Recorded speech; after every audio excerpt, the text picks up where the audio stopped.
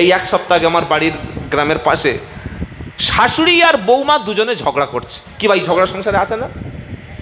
শাশুড়ি আর বৌমা ঝগড়া, আর আমরা স্বামী বেচারা আমরা অপারক, কি করব? একবার মাকে বলছি মা চুপ করো, একবার বউকে বলছি এই চুপ কর, এই করতে করতে দুজনে ওই হাতাহাতি শুরু করে দিল।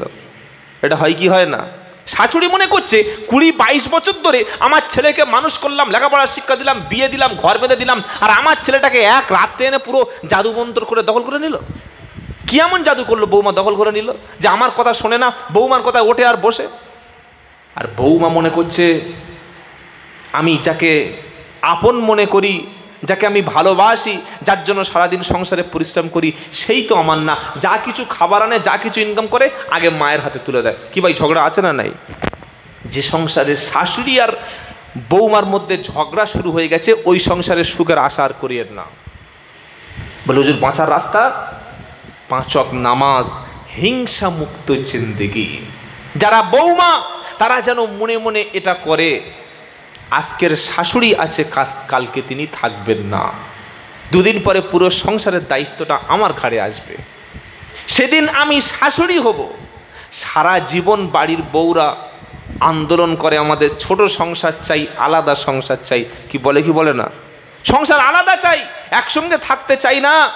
আর এই বৌমা যেদিন বৃদ্ধ হয়ে শাশুড়িতে রূপান্তরিত হয়, তখন আন্দোলন করে যে ছেলে আমার দেখে না, বৌমা আমার সঙ্গে থাকতে চায় না, আলাদা খেতে চায়। এই দুরকম ডবল স্ট্যান্ড কেন? স্ট্যান্ডটা ডবল হলো কেন? সারা জীবন তুমি একা থাকার আন্দোলন করলে যে ছোট্ট সংসার থাকতে চাই, স্বামী নিয়ে বাঁচতে চাই, কারো ঝামেলা নেবো না, আবার যখন তুমি ছেলেকে বিয়ে দিলে তখন বললে আমার বউ আমার দেখছে না, তাহলে কীরকম হয়ে গেল? এটা যেন আমাদের মধ্যে না হয়। আজকের শাশুড়ি আছে, কালকে থাকবে না। আজকের আমার বৌমা আছে, সে তো কাজের মেয়ে না। অনেক মুসলমান এই নিয়েতে বিয়ে করে যে আমার বাড়িতে কাজের লোক নাই, একটা বিয়ে করো। এটা কি করে না? স্ত্রী কোনোদিন কাজের দাসী ভাববেন না। স্ত্রী জামা কাপড় কাচার জন্য আসেনি, শুধুমাত্র রান্না করতে আসেনি, আমার ভাইদেরকে মানুষ করতে আসেনি, আমার সংসারের গরু ছাগল লালন পালন করতে আসেনি। সে হলো আমার পবিত্র জীবন সঙ্গিনী। এই চরিত্র, এই আকলাক বিশ্ব নবীর স্ত্রী আম্মাজান আয়েশা, আম্মাজান খাদিজা, তারা দেখিয়ে দিয়েছেন যে সংসারে একজন মানুষের দরকার যে তার স্বামীকে ইমানের দিক দিয়ে, চরিত্রের দিক দিয়ে, ভালো কাজের দিক থেকে সাপোর্ট করবে। আল্লাহ আমাদের সঠিকটা বোঝার তৌফিক দান করুন। সকলে বলি আল্লাহুম্মা আমিন।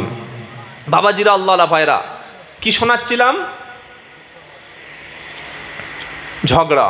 তো ঝগড়া হলো শাশুড়ি বৌমা, আর ছেলে এসে কি করলো, বাইরে থেকে কাজ থেকে এসে ছেলে বিষ খেয়ে শেষ হয়ে গেল, বিষকে ঘাস মারা বিষকে শেষ হয়ে গেল। এবার বলুন অবস্থাটা কি হবে? তাই কোরআন সাফ শুনিয়ে দিয়েছে, দুনিয়ার দিকে ঝুঁকে পড়ো না। ফাআম্মা মান তাগা, ও সূরা তওবার আয়াতটা বলছিলাম না, ইয়া আইয়ুহাল্লাযীনা আমানু ইদা কিলা লাকুমুনফিরু ফি সাবিলিল্লাহি সাকালতুম ইলাল আরদিতুম বিল হায়াতিদ দুনিয়া। ও ঈমানদারেরা, তোমাদের কি হলো যখন তোমাদের আল্লাহ রাস্তায় বার হতে বলা হয়, তোমরা মাটি কামড়ে সংসারের টানে, বিবি বাচ্চার মহাব্বতে মাটি কামড়ে পড়ে থাকো। আল্লাহ বলছেন আরাযিতুম বিল হায়াতিদ দুনিয়া মিনাল আখিরাহ, তোমরা কি আখিরাতের তুলনায় দুনিয়ার জিন্দেগিতে বেশি রাজি খুশি হয়ে গেলে, অথচ আখিরাতের তুলনায় দুনিয়ার জিন্দেগিটা তুচ্ছ, সামান্য। দুনিয়ার জীবনটা সামান্য। আর ওই যাদের টাকা আছে, গাড়ি আছে, পয়সা আছে, স্ট্যাটাস আছে, বিশাল বড় বড় বিল্ডিং আছে, ওগুলো দেখে যেন ভাববেন না যে আল্লাহ মনে ওদের উপরে খুব রাজি হয়ে গেছে, আল্লাহ মনে হচ্ছে ভালোবেসে সব দিয়েছে। কি আমরা অনেকে মনে করি, আমার যদি একটা গাড়ি থাকতো না, আমি অনেক নামাজ পড়তাম, আমার ব্যবসা থাকলে অনেক দান করতাম, আমার টাকা দেয়নি আল্লাহ। এটা ভাববেন না। আল্লাহ বলছে শোনো, লা ইয়াগুররান্নাকা তাকাল্লুবুল্লাযীনা কাফারু ফিল বিলাদ মাতাউ মাতাউন কলিল সুম্মা মাআহুম জাহান্নামা ওয়া বিইসাল মিহাদ। এটা 4 নম্বর পারা 15 নম্বর পৃষ্ঠা 6 নম্বর লাইন 196 নম্বর আয়াত সূরা আল ইমরান। আমার আল্লাহ বলছে বিশাল বড় বড় অট্টালিকা, বিশাল বড় বড় বালাখানা, বিশাল বড় বড় সুন্দর সুন্দর সিটি, বিশাল বড় বড় ফ্ল্যাট দেখে জানো তুমি ভেঙে পড়ো না। তুমি ভেবো না যে আল্লাহ ওদেরকে সন্তুষ্ট করে সবকিছু দুনিয়ায় দিয়েছে। আমি আল্লাহ বলছি মাতাউল মাতাউল লা ইয়াগুররান্নাকা তাকাল্লুবুল্লাযিনা কাফারু ফিল বিলাদ মাতাউন কলিল। ওদের সামান্য তুচ্ছ দুনিয়ার কিছু সামগ্রিক দিয়েছি। ওয়া বিসাল মিহাদ, এরপরে ওদের নিকৃষ্ট ঠিকানা, ওদের ঠিকানা জাহান্নাম। বরং যারা ইমানদার, যারা সৎ, যারা চরিত্রবান, যারা আল্লাহওয়ালা, আল্লাহ তাদের দুনিয়ার জিন্দেগিটা কষ্টের সঙ্গে রাখে। কি ভাই, এরপরে আমরা আল্লাহর শুকরিয়া আদায় করব কি করব না? কত রাজা বাদশাহ, কোটি কোটি টাকার মালিক, আজকের তাদের কোনো নাম নিশানা কিচ্ছু নাই, সব ধ্বংস হয়ে গেছে। কিন্তু ইমানদার গরিব মানুষ পরিশ্রম করে, হালাল খাদ্য খায়, সত্য কথা বলে, নিজের স্ত্রীকে পর্দায় রাখে, এই রকম ব্যক্তির জন্য আল্লাহ বলছেন আমি আল্লাহ তোমার জন্য যথেষ্ট। বলুন সুবহানাল্লাহ। তুমি দুনিয়াটাকে খেলতামাশা ভেবে নিও না। আজকের মুহররম মাস শুরু হলে গোটা পৃথিবীর এক শ্রেণীর মুসলমান মনে করে এটা আমাদের শোকের মাস। কিসের মাস? আচ্ছা, শোক হলে কেউ মদ খায়? হ্যাঁ বলেন, কারোর বাপ মরে গেছে আর সেই শোকে মদ খাচ্ছে, এ পাগলা না মানুষ? এটা কি গো? তাজিয়া বার করে, শোক পালন করে। এত শোক ইমাম হুসাইনের, সন্ধ্যার সময় দেখছি মাল খাচ্ছে। শোকে তুই মাল খেয়ে নিলি, কি ধরনের শোক গো ভাই? এত শোক। শোকের একটা সিস্টেম ইসলাম করেছে। নবী বললেন নিকট আত্মীয় তোমাদের কেউ মারা গেলে 3 দিনের বেশি তুমি শোক করতে পারবে না। কদিন? ভাই মারা গেছে, বাপ মারা গেছে, মা মারা গেছে, নিকট আত্মীয় তোমার মারা গেছে, সর্বোচ্চ 3 দিন তুমি শোক পালন করবে। আর স্বামী মারা গেলে স্ত্রী 4 মাস 10 দিন শোক পালন করবে, তার উপরে আর শোক পালন করা জায়েজ। জোরে বলেন, কিছু বুঝতে পেরেছেন কি বললাম? নিকট আত্মীয় মারা গেলে 3 দিনের বেশি শোক পালন করা যাবে না। স্বামী মারা গেলে স্ত্রী 4 মাস 10 দিনের বেশি শোক পালন করতে পারে না। ইমাম হুসাইন কারবালার ময়দানে শহীদ হলো 61 হিজরিতে, আর এখন যে হিজরি চলছে ওটা হলো 1447, মানে 1300 প্রায় 82 বছর আগে, 1400 বছর আগে কারবালার ঘটনা ঘটেছে। এটা মর্মান্তিক, এর চাইতে বড় দুঃখের ঘটনা কিছুই হতে পারে না। কিন্তু তাকে শহীদ করা হয়েছে, নির্মমভাবে হত্যা করা হয়েছে বলে 1400 বছর পরে আমারও শোক পালনের নামে তীর, তরবারি, লাঠি, তরোয়াল নিয়ে জিহালাতের মতো, মূর্খতার মতো, অজ্ঞ জাতির মতো, এটার নাম শোক পালন? কি?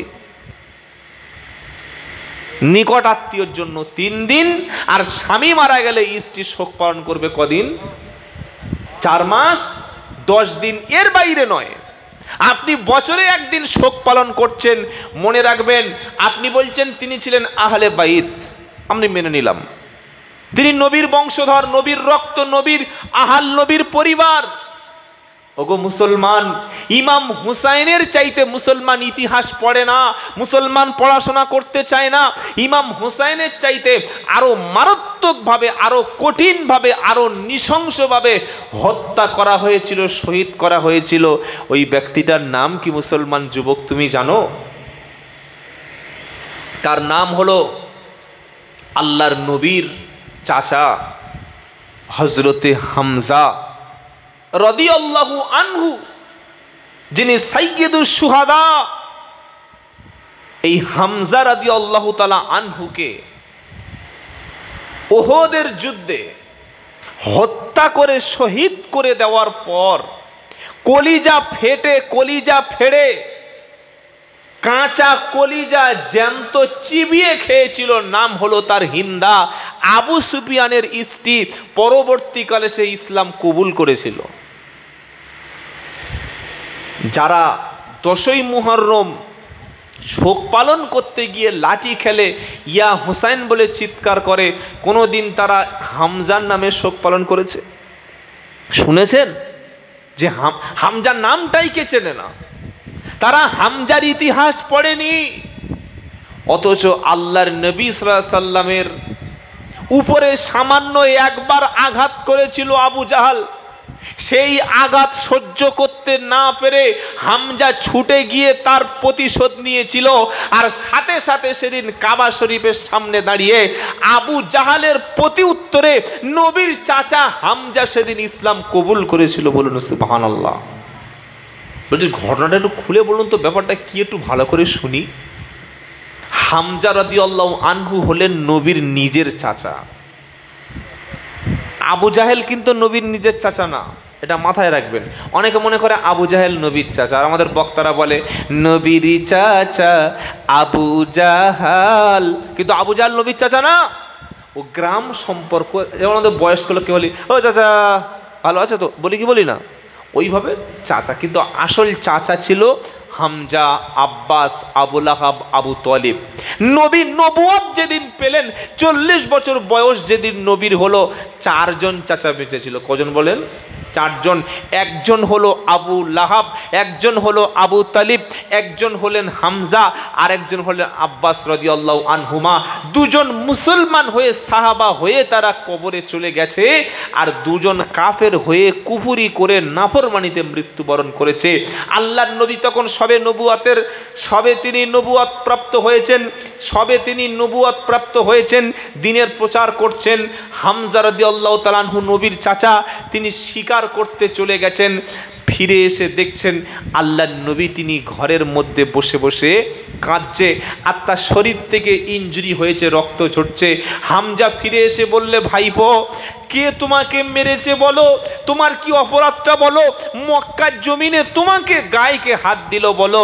মুহাম্মদ সাল্লাল্লাহু আলাইহি ওয়াসাল্লাম সেদিন বলেছিলেন, চাচা আমি কোনো অপরাধ করিনি, আমি বাইতুল্লাহর সামনে, কাবা শরীফের সামনে গিয়ে, আবু জাহেলের সামনে গিয়ে জোরে একবার পড়েছিলাম লা ইলাহা ইল্লাল্লাহ। সকলে বলে লা ইলাহা ইল্লাল্লাহ, লা ইলাহা ইল্লাল্লাহু মুহাম্মাদুর রাসূলুল্লাহ সাল্লাল্লাহু আলাইহি ওয়াসাল্লাম। এটা বলার পরে আবু জাহাল এত বড় একটা পাথর নিয়ে আমার মাথায় আঘাত করলো। হামজা রাদিয়াল্লাহু তাআলা আনহু তখনও তিনি মুসলমান হননি। তিনি জামা পাঞ্জাবি খুলে দেওয়ার আগে হাতে ছিল তীর এবং ধনুক, সেটা নিয়ে কাবা শরীফের সামনে গিয়ে বলল, আইনা আবু জাহাল, কোথায় সেই আবু জাহাল গেছে বলো। বললো এই তো আবু জাহাল দাঁড়িয়ে আছে। হামজা গিয়ে ওই ধনুক দিয়ে সজোরে আবু জাহেলের মাথায় আঘাত করে বলল, এ মূর্খের পিতা, ওরে আবু জাহেল কেন মুহাম্মদকে মারলি? বলুন সাল্লাল্লাহু আলাইহি সাল্লাম। আরে নবীর নাম শুনে দরুদ পড়বেন না? কি গো বলুন সাল্লাল্লাহু আলাইহি সাল্লাম। আবু জাহেলকে বলল, রে কেন মুহাম্মদকে মারলি? তার কি অপরাধ ছিল? সে কার ক্ষতি করেছে? কি বলেছে বল? তুই কেন মুহাম্মদ সাল্লাল্লাহু আলাইহি সাল্লামকে মারলি? কেন মারলি বল? তার রক্তটা ঝরালি কেন বল? সেদিন হামজা আবু জাহালকে মেরে আঘাত করে বলেছিল, শোন আমি আজ থেকে আর তোদের দলে থাকবো না, আমি ইসলাম কবুল করে নেব। জোরে বলুন। হামজা বাড়িতে ফিরে গিয়ে বলল, ভাতিজা এক্ষুনি আমি আবু জাহেলকে প্রতিশোধ নিয়ে আসলাম, বলো তুমি এবার রাজি হবে কিনা? মুহাম্মদ সাল্লাম বললেন, চাচা তুমি কাকে মারবে কাকে মারবে না, কাকে প্রতিশোধ নেবে কাকে প্রতিশোধ নেবে না, ওটা আমি মুহাম্মদ দেখে আমাকে রাজি করাতে পারবে না। তুমি যদি আবু জাহেলকে আঘাত করো আমার মারের বদলা হিসাবে, আমি মুহাম্মদ সাল্লাল্লাহু আলাইহি সাল্লাম খুশি হব না। তবে হবে। বললে কিসে খুশি হবে? নবী বললেন, একবার যদি তুমি কলেমা পড়ো আমি মুহাম্মদ সাল্লাল্লাহু আলাইহি সাল্লাম বেশি খুশি হয়ে যাব। জোরে বলুন সুবহানাল্লাহ। হামজা বললেন, ওরে ভাই ভাতিজা, আমি আবু জাহেলকে মেরে প্রতিশোধ দিয়েছি, তাতেও তুমি খুশি হলে না, তুমি কিসে খুশি হবে বলো? সেদিন মুহাম্মদ সাল্লাল্লাহু আলাইহি সাল্লাম বলেছিল, চাচা একবার ওই আল্লাহকে আল্লাহ বলে মেনে নিলে আমি মুহাম্মদ বেশি খুশি হয়ে যাব। সেদিন হামজা রাদিয়াল্লাহু আনহু কলেমা পড়ে ঈমান এনেছিল। এই হামজা রাদিয়াল্লাহু তাআলা আনহুকে যেদিন উহুদের যুদ্ধ হলো, আল্লাহর নবী সাল্লাল্লাহু আলাইহি সাল্লামের উপরে অ্যাটাক হলো, নবীর দন্দন মোবারক শহীদ হলো, নবীর রক্তটা জমিনে পড়ে গেল। আর হযরতে হামজাকে সেদিন মুশরিকরা, মক্কার মুশরিকরা একা পেয়ে তাকে টুকরো টুকরো করে কানগুলো কেটে আলাদা করে দিল। হাতের প্রত্যেকটি আঙ্গুল আলাদা, হাত আলাদা, পা আলাদা, গোটা দেহটাকে টুকরো টুকরো করে দেওয়া হলো। আবু সুফিয়ানের স্ত্রী হিন্দা সেদিন কলিজাটা ফেটে, হামজা রাদিয়াল্লাহু তাআলা আনহুর কলিজাটা যুদ্ধের ময়দানে কাঁচা চিবিয়ে সেদিন খেয়েছিল। এটা শোকের না? এটা শোকের না? এই শোকের ইতিহাসটা কটা মুসলমান জানে?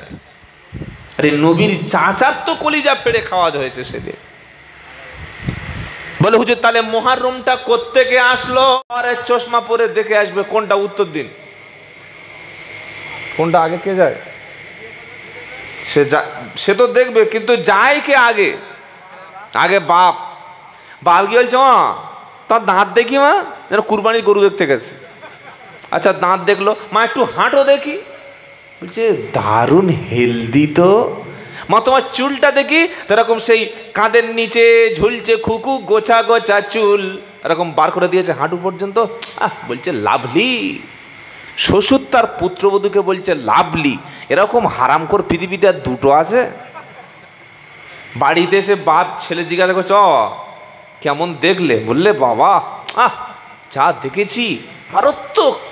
এ তো ওল্ড মডেলের বুড়ো, ওর চোখে যা আসবে সব চলবে, সব এখন লাভলি মনে হবে।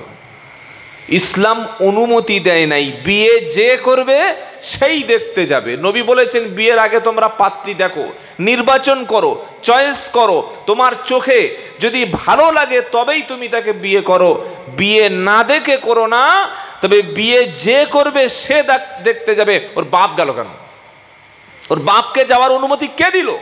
মা যেতে পারে, ও দুই একজন মহিলা পর্দার সঙ্গে যেতে পারে, কিন্তু ছেলের বন্ধুরা যাবে কেন আর ছেলের বাপ যাবে কেন? এটা শরিয়তের বরখেলাপ। কথা যেন মাথায় থাকে। কেন দেখতে যাবে না? যতক্ষণ বিয়ে না করছে ততক্ষণ ছেলেকেও বিয়ে করা যায়, ছেলের বাপকে মহিলা বিয়ে করতে পারে। পারে কি পারে না? অনেকে বুঝতে পারেনি যে কি বলছে। মানে শ্বশুরকে বিয়ে করবে? বিয়ে করলে তবে তো শ্বশুর। আমি যদি আমার ছেলেকে বিয়ে দিই তখন তো আমি শ্বশুর হব। বিয়ের দেওয়ার আগে আমি কি শ্বশুর থাকলাম? সে তো আমার কাছে একটা জাস্ট ক্যান্ডিডেট। আমি তাকেও বিয়ে করতে পারি, আমার ছেলেও করতে পারে। করতে পারে কি পারে না? এজন্য যতক্ষণ বিয়ে না হবে তার আগে ছেলে গিয়ে দেখে আসবে, ছেলের বাপ যেন কখনো ভুল করে মেয়ে দেখতে না যায়। বা বন্ধু বান্ধব 8 জন 10 জন নিয়ে গেছে, এটা শরিয়তের বরখেলাপ কাজ। ইব্রাহিম নবী এসেছেন, সালাম দিচ্ছেন, আসসালামু আলাইকুম ইয়া আহলাল বাইত। মুসলমান আজ থেকে একটা আমল জীবনে ধারণ করুন। যখন আপনি যে কোনো বাড়িতে ঢুকবেন, প্রবেশ করবেন, দরজার বাইরে দাঁড়িয়ে, মেন গেটের বাইরে দাঁড়িয়ে দরজাটা না খুলে প্রথমে আসসালামু আলাইকুম সালাম দেওয়ার পরে ভিতর থেকে যদি ওয়ালাইকুমুস সালাম কোনো আওয়াজ যদি আসে, তুমি অনুমতি চাও, আমি কি ভিতরে আসতে পারি? আসার অনুমতি আছে। অনুমতি যদি দেয়, ভিতর থেকে কোনো রেসপন্স করে, তবে তুমি ঘরের মধ্যে প্রবেশ করো। আর সালামের জবাব যদি না পাওয়া যায়, অনুমতি যদি না মেলে, ঘরের মধ্যে তুমি প্রবেশ করো না। এই শিক্ষা দিয়েছে ইসলাম। বললে হুজুর এটা তো গল্প, নমুনা কি আছে পেশ করো। পারা নাম্বার 18, পৃষ্ঠা নাম্বার 12, লাইন নাম্বার 1 আয়াত নাম্বার 27 সূরার নাম নূর।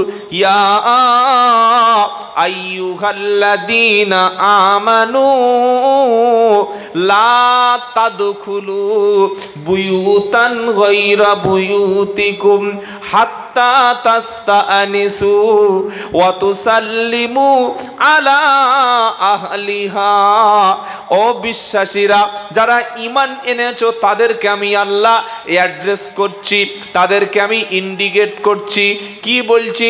লা তাদখুলু বুয়ুতান গায়রা বুয়ুতাকুম, তোমার গৃহ ছাড়া, তোমার ঘর ছাড়া তুমি অন্য কোন রুমে প্রবেশ করবে না। হাত্তা, ততক্ষণ পর্যন্ত, তাস্তানিসু ওয়া তুসাল্লিমু আলা আহলিহা, যতক্ষণ তুমি পারমিশন নিচ্ছ না, যাওয়ার জন্য অনুমতি চাইবে। আগে অনুমতি চাও, আগে সালাম দাও, সালাম দিয়ে তারপরে অনুমতি নাও। যদি যাওয়ার জন্য ঘরের মধ্যে আসার ব্যাপারে অনুমতি দেয় তবে তুমি প্রবেশ করো। যদি বলে ফারজিউ, ফিরে চলে যাও, তাহলে ঘরের মধ্যে তুমি প্রবেশ করবে না। এটা হলো ইসলামের নির্দেশ।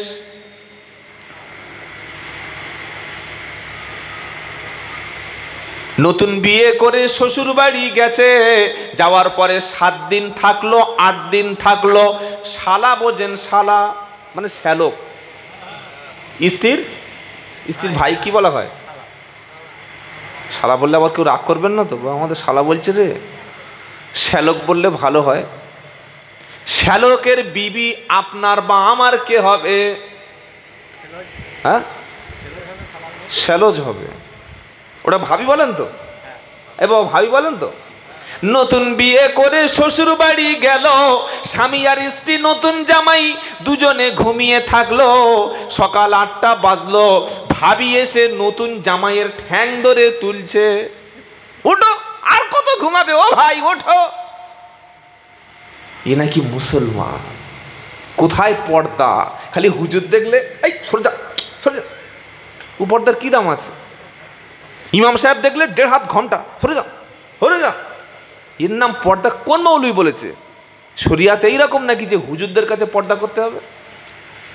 কি গো ভাই, দুটো একটা বাড়িতে দেখি ওই আমাদের বসার ব্যবস্থা করেছে একটু, মানে টিফিন দেওয়ার জন্যে, তো এলসিডিটা বা টিভি, এখন তো টিভি নেই, সব এলসিডি ঢেকে দিয়েছে। কেন? বলে না এটা নিয়ে কি আছে, এলসিডি ঢেকেছেন কেন? 18 বছরের মেয়েটা সেই স্করপিওর মতো গাড়ি বডি নিয়ে সে ফুল পিকআপে রাস্তায় উঠছে, ছোট্ট একটা ন্যারো প্যান্ট আর এমন গেঞ্জি, একবার তাকালে দ্বিতীয়বার দেখলে অজু করতে হবে, ওকে ছেড়ে দিয়ে এটা ঢেকেছেন কেন? যেটা ঢাকার সেটা ঢাকুন, যেটা ফরজ সেটা করুন। শ্যালজ যদি নতুন জামাইয়ের ঠ্যাং ধরে ভোরের বেলা সকাল 8টার সময় টেনে খাট থেকে নামায় এই বাড়িতে, তাহলে কিভাবে আল্লাহর রহমত হবে আপনি ভেবে দেখুন। ইসলাম বলছে না, তুমি যে কোনো বাড়িতে যাওয়ার আগে সালাম আর অনুমতি ছাড়া বাড়িতে যাবে না। যদি সালাম আপনি দেন, আপনার ভাইকে দিন, বোনকে দিন, স্ত্রীকে দিন, মাকে দিন, সবাইকে সালাম দিন। সালাম দিলে কি হবে? তাহিয়াতাম বারাকাতাম মিন ইনদিল্লাহ, আল্লাহর পক্ষ থেকে তোমার উপরে অভিনন্দন হবে, রহমত হবে, আল্লাহর পক্ষ থেকে তোমার ঘরে বরকত আসবে। বলুন সুবহানাল্লাহ। বরকত খালি তাবিজে আসে না। এখানে একটা, এখানে একটা, এখানে একটা খালি ঝুলিয়েছেন। বললো ভাই এত তাবিজটা তোমার দোকানে মাল বিক্রি হচ্ছে কই? বললে হুজুর তাবিজ ঝুলছে কিন্তু কাস্টমার আসছে না। আসল বরকত আছে ইসলামের আনুগত্যে, আসল বরকত আছে সালামে। আজ থেকে নিয়ত করি যে আমরা আজ থেকে বাড়িতে গিয়ে প্রথমে আমার বিবিকে আসসালামু আলাইকুম বলে নবীর এই একটা সুন্নাত শুরু করব। বলি ইনশাআল্লাহ আমল করবো ইনশাআল্লাহ। আল্লাহ তৌফিক দান করুক, বলুন আল্লাহুম্মা আমিন। ইব্রাহিম নবী তার ছেলে ইসমাইলের ঘরে প্রবেশের আগে বাইরে থেকে দাঁড়িয়ে প্রথমে বলল আসসালামু আলাইকুম। ভিতর থেকে নারীর কণ্ঠে আওয়াজ আসছে ওয়া আলাইকুমুস সালাম। যখন সালাম আসলো তখন বলল কে আপনি? ইব্রাহিম নবী বললেন আমি তোমার শ্বশুর। শ্বশুরের কাছে পুত্রবধূর পর্দা আছে কি? হ্যাঁ না বলেন। শ্বশুরের কাছে পুত্রবধূর জন্যে ওই রকম পর্দা নাই যেমন পর্দা চাচাতো ভাই বোনাই কিংবা বন্ধুর মতো হয়। কথা কি বলেছি বুঝতে পেরেছেন? শ্বশুরের সামনে পুত্রবধূ গিয়ে খাবার দিতে পারবে, ভাত দিতে পারবে, পানি দিতে পারবে, আপ্যায়ন করতে পারবে, তবে শ্বশুরের পিঠে যেন কোনোদিন মলম লাগিয়ে না দেয়, পায়ে যেন কোনোদিন একটু তেল দিয়ে মালিশ না করে। যদি পুত্রবধূটা জোয়ান হয় আর শ্বশুর যদি জোয়ান হয়, ফিতনা আছে না নাই? জোরে বলুন। ইব্রাহিম নবী যখন সালাম দিল তখন ভিতর থেকে ওয়ালাইকুমুস সালাম বলে ইসমাইলের স্ত্রী প্রথমে জবাব দিল। তখন ইব্রাহিম নবী বলল, মা সংসারের অবস্থা কেমন? কেমন যাচ্ছে তোমাদের সংসার? কেমন চলছে তোমাদের নবদাম্পত্য জীবন? ইসমাইল আলাইহিস সালামের স্ত্রী বললেন, কে আপনি, আপনার পরিচয়টা কি? তখন বলল, পরিচয় হলো আমি ইসমাইলের বাবা। বলুন সুবহানাল্লাহ। ইব্রাহিম নবী বলল, মা আগে বলো তোমাদের সংসার কেমন চলছে, ঠিক মতো খাওয়া হচ্ছে কিনা, ঠিক মতো তোমাদের অভাব দূর হয়েছে কিনা, সংসারে সুখ শান্তি আছে কিনা, এটা আগে শুনতে চাই। ইসমাইলের স্ত্রী ইব্রাহিম আলাইহিস সালামের পুত্রবধূ বলল, উত্তর দিল, সংসারও মোটেই ভালো চলছে না। বিয়ে করার পরে কিন্তু সংসারে কোনো শান্তি নাই, ভালো বরকত নাই, সংসারের অবস্থা ভালো না। এটা যখন বলল আল্লাহর নাফরমানি শুরু করে দিল। ইব্রাহিম নবী বলল, মা ইসমাইল আসলে বলে দেবে যে তোমার আব্বা এসেছিল, বৃদ্ধ ইব্রাহিম এসেছিল, তিনি বলে গেছে ঘরের দরজার চৌকাঠটা পাল্টে দিতে। আপনারা এখন এখানে সব বসে আছেন তো? যে কোনো বাড়ির মেয়েদের, আপনাদের কথা বলছি না, বললে আমার একটু সমস্যা আছে, আমাদের কথা বলি। খালি স্বামী বাড়ি নেই আর জিজ্ঞাসা করবেন বাড়ির মেয়েদের, ও হারুনের মা, হারুনের মা, তবে হারুনের আব্বা টাকা পয়সা দেয়, সংসার ভালো চলে, ভালো সুখে আছো, কি যে বলবে আপনার নামে, আহা হা, শুনতে পারবেন না। একদম এত হাজার হাজার গীবত আর নিন্দা আপনার নামে করবে। ওই স্ত্রী যার জন্য আপনি সারা দিন মাঠে পড়ে আছেন, সারা দিন পরিশ্রম করছেন, সারা দিন উপার্জন করছেন, এই স্ত্রী আপনার পিছনে আমার পিছনে সংসারের স্বামীর পিছনে নিন্দা মন্দা কিচ্ছু দেখে না, খাওয়ায় না, ভালোবাসে না। মোটামুটি এগুলো বলার পক্ষে মেয়েরা টুকটাক, এরকম সংখ্যা আছে না নাই? নেই স্বামীর পিছনে নিন্দা করা? কি গো? ইব্রাহিম নবী বলল, বলবে তোমার ইসমাইল আসলে বলে দেবে দরজার চৌকাঠটা পাল্টে ফেলতে। বাড়ি আসলো, ঘটনা বলে দিল। এবার বলে যে বলবে দরজার চৌকাঠটা পাল্টে দিয়ে একটা বৃদ্ধ এসে বলে গেছে। ইসমাইল নবী বুঝতে পেরেছেন বৃদ্ধ কেউ নয়, তিনি আমার আব্বা। বললেন, শোনো, যিনি এসেছিলেন তিনি ইব্রাহিম। তুমি এমন কি কথা বলেছো যে কথার কারণে আমার আব্বা কষ্ট পেয়েছে? না বললে আমি বলেছি সংসার ভালো চলছে না, সংসারে তেমন বরকত নাই, এই ভালো খাওয়া টাওয়া হয় না, ভালো আমার হাত খরচ নেই, এই কথাটা বলেছি। তিনি বললেন যে দরজার চৌকাঠ আপনারা বোঝেন, দরজার যে ওইটা পাল্টে দিতে। তখন ইসমাইল আলাইহিস সালাম তাকে তালাকের ব্যবস্থা করে তাকে বাবার বাড়ি পাঠিয়ে দিলেন। আর একটা সেকেন্ড ম্যারেজ যখন হলো, দ্বিতীয় বিয়ে যখন করলেন, আবার কিছুদিন পরে ইব্রাহিম আলাইহিস সালাম এসে বললেন, আমি ইব্রাহিম, আমি ইসমাইলের বাবা, আমি তোমার শ্বশুর। দরজার বাইরে থেকে সালাম দিয়ে বললেন, কেমন আছো মা? বলল, আলহামদুলিল্লাহ, আল্লাহ অনেক সুখে রেখেছে, অনেক ভালো রেখেছে। তখন বলে গেলেন, শোনো, আমি অন্য একদিন আসব, তবে আমার ছেলে ইসমাইল আসলে তুমি বলে দিও যে যেন দরজার চৌকাঠটা ভালো করে সুন্দর করে এটাকে যত্ন করে। একবার জোরে বলুন সুবহানাল্লাহ। কথার জন্য সংসার টিকে গেল, আর কথার জন্য একটা সংসার ভেঙে গেল। তাই আমাদের মায়েদের প্রত্যেকের অনুরোধ করছি, আপনার সংসারে যত কষ্ট হোক, যত দুঃখ হোক, যত গরিবী হালত হোক, কোনো দিন কোনো নারীর সঙ্গে, কোনো দিন কোনো পর পুরুষের সাথে, কোনো দিন বাপের বাড়িতে, কোনো দিন বোনের বাড়িতে ফোন করে, কোনো দিন আত্মীয় স্বজনের কাছে ফোন করে, আমার সংসারে খাবার নেই, আমার স্বামী ঠিকমতো দেখে না, আমার ঠিকমতো পয়সা দেয় না, চিকিৎসা করায় না, আমাকে অত্যাচার অত্যাচার করে, এই কথাগুলি যেন বলো না। স্বামীকে বুঝিয়ে বলো, স্বামীর হেদায়েতের ব্যাপারে দোয়া করো। স্বামী যদি জালিমও হয়, মাতালও যদি হয়, সুদখোরও যদি হয়, জুলুমও যদি করে, তুমি রাতের বেলা কেঁদে আল্লাহর কাছে সেজদায় হাত তুলে বলো, রব্বুল আলামিন, মাওলাই করিম, আমার সংসারটা বড্ড দুঃখে আছে, আমি বড্ড কষ্টে আছি, আল্লাহ আমার সংসারে বরকত নাই, তুমি আমার বরকতের ব্যবস্থা করে দাও, তুমি আমার সুন্দর একটা জীবনযাপন দান করো। এরকম যদি কোনো মহিলা বলে আর একটা সুন্দর দোয়া আছে এটা যদি করে, আল্লাহ তাআলা তাদের সংসারে বরকত দান করবেন।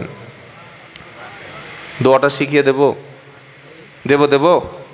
প্রথম আমল হলো 5 ওয়াক্ত নামাজ লাগবে সংসারে। যে সংসারে নামাজ নাই, স্ত্রী নামাজ পড়ে না, স্বামী নামাজ পড়ে না, বাড়ির মধ্যে নামাজ নাই, যত বড় পীর সাহেব আছে ডেকে আনুন, যত মুফতি সাহেব আছে সামনে বসিয়ে দিন, যত বড় হুজুর আছে সবগুলোকে ওই ঘরের মধ্যে বসিয়ে দিন। পীর সাহেবরা তাবিজ লিখবে, হুজুররা দোয়া করবে, ইমাম সাহেবরা খতম পড়বে, মাওলানারা ঘরের মধ্যে শুধু ঝাড়ফুঁক করে যাবে। সেই বাড়িতে নামাজ থাকবে না, কোরআন তেলাওয়াত থাকবে না, থাকবে গান বাজনা। এই বাড়িতে কখনো রহমত হবে? জোরে বলেন, হতে পারে না। আমাদের ঘরে সব আছে কিন্তু নামাজ নাই। ঘরের মধ্যে রহমত আর বরকত এ দুটি যদি আনতে চাই, প্রথমে ওযু করে আল্লাহর সামনে দাঁড়াতে হবে। প্রত্যেকটা মা, প্রত্যেকটা বোন নিজে নামাজ পড়বে, বাচ্চাকে নামাজের জন্য তাগিদ দেবে, স্বামীকে নামাজের জন্য বলবে। স্বামী যদি জালিম হয়, স্বামী যদি অত্যাচারী হয়, এমনও স্ত্রী পৃথিবীতে আছে যে স্ত্রী স্বামী অত্যাচারী, জালিম, এই জালিমের ঘরে সংসার করার পরেও আল্লাহর উপরে ঈমান থেকে এক চুল দূরে সরে যায় নাই। ওই স্ত্রীর নাম হলো ফেরাউনের স্ত্রী আসিয়া। এখন তো সংসারে কষ্ট বলতে, অভাব বলতে কিছু নাই, সব কিছু ফ্রিতে মেয়েরা এখন বসে বসে পাচ্ছে। এখন সংসারে সেই আগের মতো কষ্ট নাই, এত সুখ, এত শান্তি। ঘরে আগে রান্না করতে হতো, এখন গ্যাস। আগে চাল ঢেঁকি ভাঙাতে হতো, এখন চাল ঘরে দিয়ে যাচ্ছে। কি হচ্ছে, কি হয় না, কোনো কষ্ট নাই। এত শান্তি, এত সুখ, এর পরেও মহিলারা নামাজ পড়তে চায় না। রোজা দিন অন্য ছেড়ে দিয়ে খালি নামাজটাই পড়ে না। আর আপনারা প্রত্যেকে জানেন, সেই যুগের শ্রেষ্ঠ একজন, নিজেকে খোদা বলে দাবি করা একজন জালিম অটোক্রেসি শাসক, যাকে বলা হতো মিশরের ফেরাও, মিস্টার ফেরাউন। এত বিশাল দাম্ভিক, হাজার হাজার শিশুকে সে হত্যা করেছে। এই ফেরাউন বাড়াবাড়ি করতে করতে এক সময় নিজেকে খোদা বলে দাবি করলো। কিন্তু তার স্ত্রী আসিয়া, নামটা ছোট্ট কিন্তু এত ঈমান, এত মজবুত ঈমান, স্বামীর হাজার জুলুমের সামনে কোনোদিন নিজের ঈমান নষ্ট করে দেয়নি। জোরে বলুন না সুবহানাল্লাহ। আর আমাদের মেয়েরা, এই ফ্যানটা একটু হালকা আমার দিকে দেওয়া যাবে না? আমাদের বাড়ির মেয়েরা একটু অজুহাত দিলে সঙ্গে সঙ্গে নামাজ কাজা করে। ফজরের নামাজ পড়ে নাই, কেন বৌমা? বললে বাচ্চা পেশাব করে দিয়েছে। অজুহাত দেখেছেন? এই যে অজুহাত দেখেছেন তো, বাচ্চা পেশাব করে দিয়েছে তাই ফজরের নামাজ মাফ, কাজা। জোহরের সময় নামাজ পড়ুনি কেন মামনি? বললে ওই রান্না করছিলাম, শ্বশুর খেয়ে কলকাতায় যাবে, নামাজ। আলহামদুলিল্লাহ। আর একটু হালকা পিছনে সাউন্ড টানবে মাইকে, ঠিক আছে। আসরের নামাজ পড়ুনি কেন? বললে একটু ঘুমিয়ে পড়েছিলাম। মাগরিবের নামাজ পড়ুনি কেন? বললে বাচ্চাকে আনতে গিয়েছিলাম টিউশনি থেকে। এশার নামাজ পড়ুনি কেন? বললে সিরিয়াল দেখছিলাম। অজুহাত দেখেছেন? হ্যাঁ, অজুহাত দেখেছেন কি? অজুহাত। কবি বলছে, নামাজকে বলো না তোমার কাজ আছে, কাজকে বলো আমার নামাজ আছে। সুবহানাল্লাহ বলেন, বলতে পারবেন? সুবহানাল্লাহ বলতে বলিনি। যখন নামাজের সময় আসবে, কাজকে থামিয়ে নামাজের জন্য যাওয়া যাবে? এটা আল্লাহর হুকুম। ইয়া আইয়ুহাল্লাযীনা আমানু ইযা নুদিয়া লিস-সালাতি মিন ইয়াউমিল জুমআতি ফাসআউ ইলা যিকরিল্লাহি ওয়া দারুল বা'i যালিকুম খায়রুল লাকুম ইন কুনতুম তা'লামুন।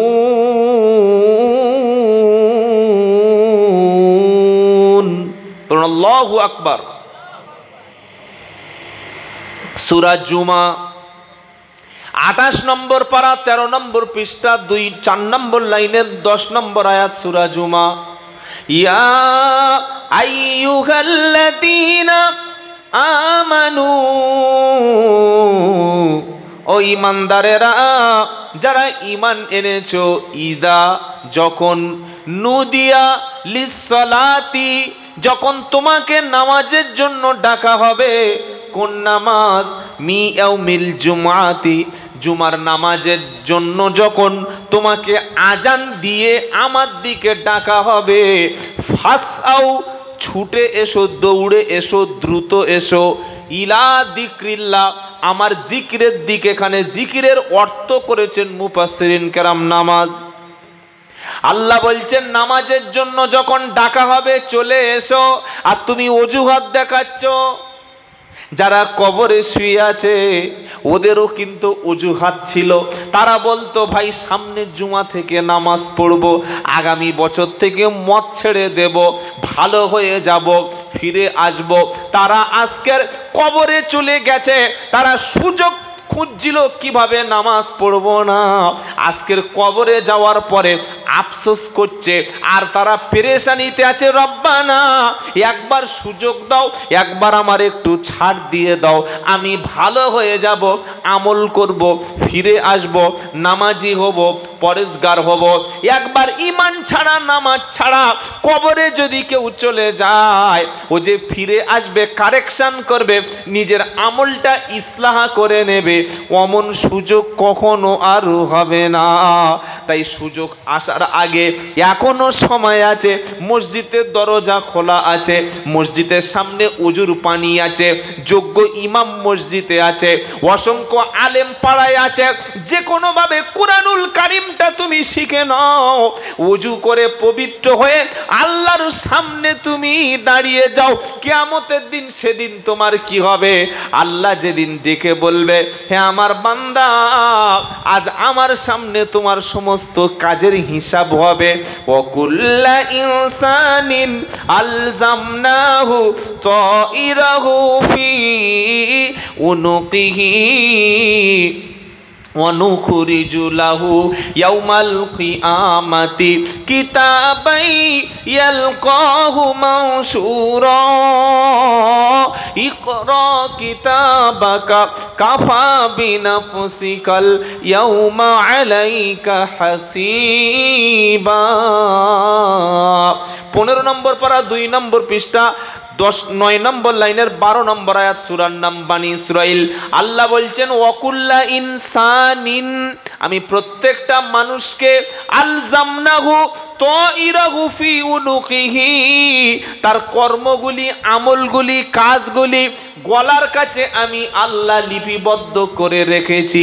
কিয়ামতের দিন আমলগুলি, কাজগুলি, হিসাবগুলি সব সামনে আমি পেশ করে দেব, দিয়ে বলবো ইকরা কিতাবাকা, তুমি নিজের কাজটা মিলিয়ে নাও, পড়ে পড়ে দেখো, নিজে পড়ো আর নিজে সিদ্ধান্ত করো। কাফা বিনাফসিকাল ইয়াউমা আলাইকা হাসিবা, তুমি জান্নাতে যাবে না জাহান্নামে যাবে, নিজের হিসাব তুমি মিলিয়ে দেখো।